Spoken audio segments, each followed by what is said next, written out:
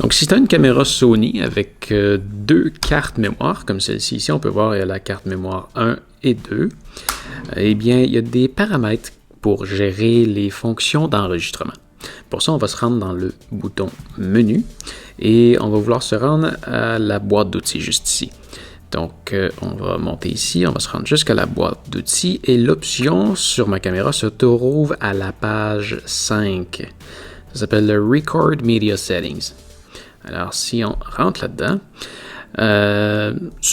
sur ta caméra, ça se peut que ce soit à la page 4 ou 6, ça devrait être autour de là.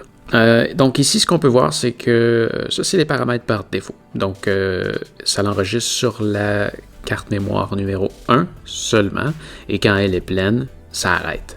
Moi, une chose que j'aime, c'est que quand ma carte mémoire 1 est pleine, le surplus s'en est sur la carte mémoire numéro 2. Donc pour ça, on peut aller sur le Auto Switch Media, et on va mettre ça à On.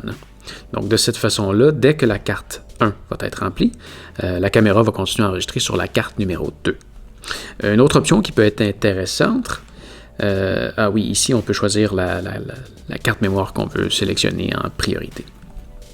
L'autre option qui peut être intéressante, si on vient dans la deuxième section, on a plusieurs autres choses. Si on les regarde une par une, ici, simultaner les photos, donc ça c'est un dessin de photo, ça c'est un dessin de vidéo. Donc si on y va comme ça veut dire que les vidéos vont être enregistrées seulement sur la carte mémoire numéro 1, mais les photos vont être enregistrées sur la carte mémoire 1 et 2. On peut faire la même chose pour les vidéos, ou on peut faire la même chose pour tout. Donc à ce moment-là, ça c'est une option très intéressante.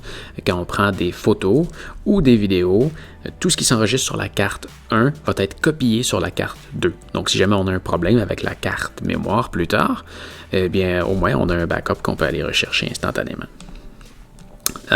Sinon, on peut séparer les RAW des JPEG. Donc les photos en RAW vont aller sur la carte mémoire 1 et en JPEG sur la carte mémoire 2.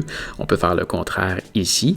Ou on pourrait séparer les photos et les vidéos. Donc à ce moment-ci, les photos iraient sur la carte mémoire 1 et les vidéos sur la carte mémoire 2.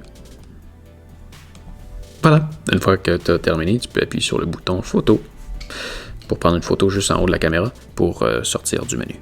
Alors voilà, ça fait le tour pour aujourd'hui. J'espère que ça va t'avoir aidé. Si oui, s'il te plaît, donne-moi un pouce en l'air.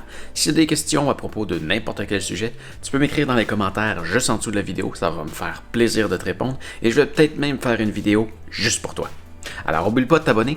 Et ce que tu vois en arrière, c'est ma chaîne principale. Viens jeter un coup d'œil à ça. Tu devrais aimer ça. Salut!